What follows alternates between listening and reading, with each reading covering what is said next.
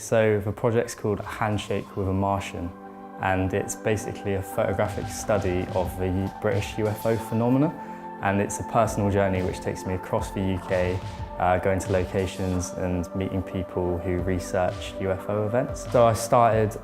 with a book, primarily because a book you read it from start to finish, and as the project's a personal journey as well as photographically, it documents my journey. It shows the people I've met, it shows all the interesting things I've done along the way, and also kind of educates people on the British UFO phenomena. The handshake from a Martian comes from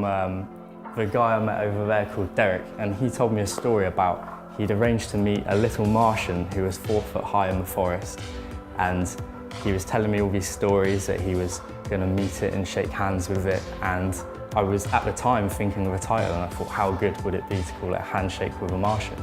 Every location I visited and everybody I met, to my surprise, they're all extremely normal people, extremely normal locations, places you wouldn't associate UFOs or people who've been abducted to be. And that was a really interesting thing about the project, was everywhere I went, I was expecting to meet someone who's a little bit different or unusual, but in reality, they were just normal people like us, and that's a great thing about it.